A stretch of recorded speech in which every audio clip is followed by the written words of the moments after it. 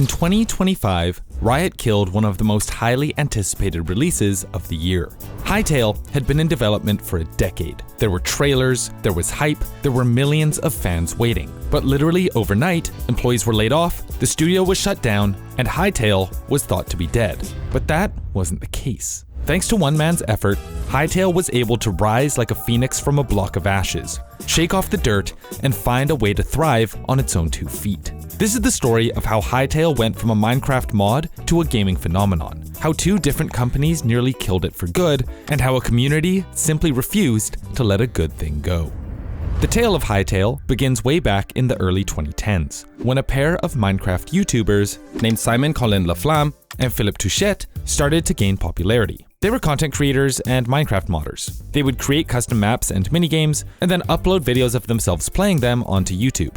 Pretty quickly, they'd grown one of the largest communities in the entire game, so they decided to make their own server, allowing viewers to play the minigames alongside them, and called the server Hypixel. The minigames Hypixel created were incredibly polished, and I'm sure you'll recognize some of them. Bed Wars, Skyward, Mega Walls. These minigames were so popular that they basically spawned their own Minecraft YouTube category. At one point, Hypixel was churning out 1 minigame a week, and people were loving it. Some would just come to play the minigames, but many flocked to the platform because it provided a fun, safe social experience.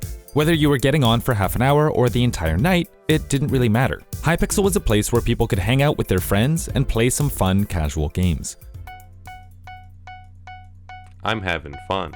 For a while, it was literally all sunshine and rainbows. Hypixel was incorporated in 2013 as 8414483 Canada Incorporated, which they thankfully changed in 2015 to Hypixel Inc. By this time, they employed around 40 people, who helped manage the YouTube channel, develop minigames, and moderate the site. It should go without saying, but to hire 40 employees meant that Hypixel was generating quite a bit of revenue, mostly through in-game microtransactions. Around this time, Hypixel, Mineplex, and tons of other creators were thriving. But then, everything changed when Mojang decided to step in.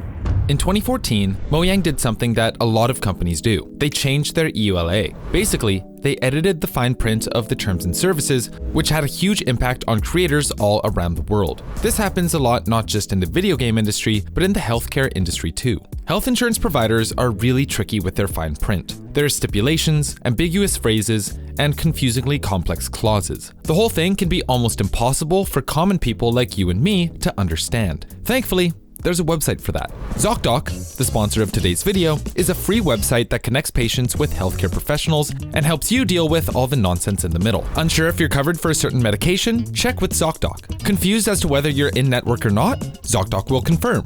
Need to book an appointment but not sure where to start? ZocDoc will take you through the entire process. At the touch of a button, you're able to search and compare local, in-network doctors from more than 150,000 providers across 50 states. Plus, ZocDoc is also updated in real time, letting you book openings as soon as they're available. The best part? ZocDoc is free to use. Last time when I was sick, I had such a bad fever, I was in no state to be reading pages upon pages of insurance jargon, which is where ZocDoc took me through the booking process, which was a huge weight off my shoulders. Take it from me, you can book your next appointment with peace of mind using ZocDoc. Follow our link in the description below to take the first steps to prioritizing your health. Trust me, it's worth it. Thanks so much to ZocDoc for sponsoring this video and helping us all take better care of our health. Now, where were we?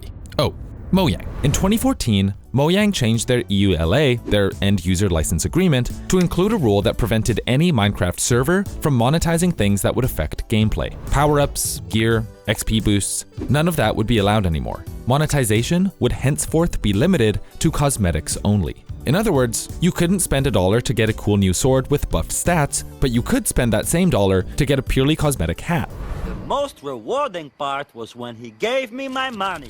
This change to Minecraft's EULA cratered Hypixel's revenue, reducing it by a staggering 85%. Collins-Laflamme realized that as long as Mojang was in charge of Minecraft, Hypixel could never have full control over their own product. and if Hypixel ever wanted to truly be free, they'd have to make something of their own. So, in 2015, he started work on a new project behind closed doors. Aaron Donaghy, one of Hypixel's first devs, estimated that they'd need around 7 people, $700,000, and 18 months to make their own independent game. Sure, it sounds like a lot of resources, but when Collins-Laflamme put it up against all the stuff they'd receive if they did make their own game, their own EULA, their own engine, and complete economic and creative freedom from Mojang, he decided that it would be worth it to send it. Let's go gambling! In the beginning, things were pretty rocky. Collins-Laflamme was reluctant to make a block-based game because that would mean having to compete directly with Minecraft. However, given that all of Hypixel's success up until this point was block-based in nature, they decided it was worth the risk. But Hypixel's success wasn't just because the game was block-based. Collins-Laflamme believed their success came from what he called the Disneyland effect.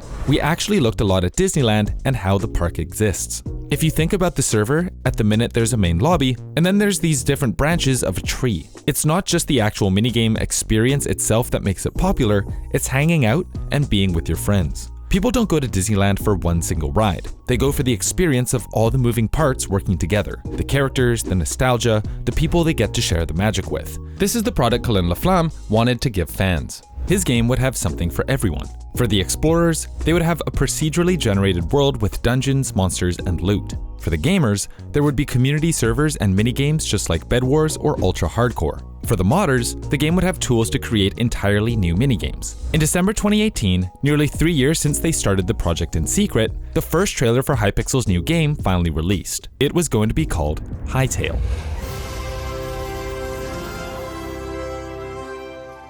The trailer brought in 31 million views in just a few weeks, and saying that the community was hyped would be an understatement. Shut up and take my money! But aside from the gameplay, which looked amazing, the thing that got people really excited was news that investors were trying to get involved. One that caught everyone's attention was Riot Games. During this time, Riot Games was investing money all over the place. Riot Forge, Valorant, Wild Rift, some secret fighting game project. If only they would have left some sort of clue! Hytale was just another on a long list of projects that people thought were going to change gaming forever. The assumption was that if Riot Games acquired Hypixel Inc., this game would potentially rival Minecraft. But that didn't exactly happen. Yes, Riot did acquire Hypixel, but they also slowed development down to a halt. Riot is notorious for their perfectionism. If it's not groundbreaking and perfectly polished, they're not going to release it. This isn't a sculpture. A good sculpture takes more time. Year after year went by, but Riot never gave the community anything they could get their hands on. Sure, there would be updates here and there, and Hypixel was still being updated in Minecraft, but Hytale seemed to be stuck in development hell. According to Hypixel co-founder Aaron Donaghy, aka Noxy, the vision they had for Hytale was simply too ambitious. They had this bar that was already set really high from the beginning, and after being acquired by Riot, the bar kept moving higher and higher and higher until it was almost completely out of reach. Hypixel wanted Hytale to be cross-platform, to have player character customization, and to have an ever-increasing list of features. Riot wanted the game to be perfectly polished and had all of these standards that needed to be met. It's easy to see how things quickly got out of hand. In 2022, Riot put out a statement saying that the game was being delayed and that the whole thing was being rebooted, which people already figured. But then, in late 2023, another announcement came out, which also said the game was being delayed and that the devs were rebuilding the engine from the ground up. Fans were running out of patience. At this point, they'd been shepherded along with trailers, updates, and hollow promises for 5 years now, and they couldn't take much more. But then, in 2025, Riot made an announcement. A big announcement. But it wasn't the one people were expecting. On June 23, 2025, after a decade in development, tens of millions of views on trailers, dev updates, and years of delays, Riot announced that Hytale was shutting down. The game was cancelled. Hypixel Inc. was laying off employees and likely to close, and that the dream was dead. According to Donaghy, the project was not as far along as it needed to be for Riot Games' liking, and rather than reduce the game's scope or pivot, Riot decided to pull the plug altogether. Hytale would become yet another game stuck in limbo, dead before its time could ever come. Is what I would have said if it weren't for the GOAT, Simon Collins-Laflamme. Right after the cancellation was announced, he tweeted this. He was planning on committing $25 million of his own money to save Hytale. He was ready to go all in. The game might be a bit buggy, he might have to open source beta testing, and he might have to bring it back to the original engine and cut out some unfinished features, but he was determined to let fans have the game. After a couple of months, he was able to reacquire the IP from Riot, who, according to sources, were very cooperative because they also wanted what was best for the Hytale community. He managed to save the jobs of 30 devs, and finally, after 10 excruciating years, he was able to announce that Hytale would be launching in early access on January 13th, 2026. In his own words, rough edges and all.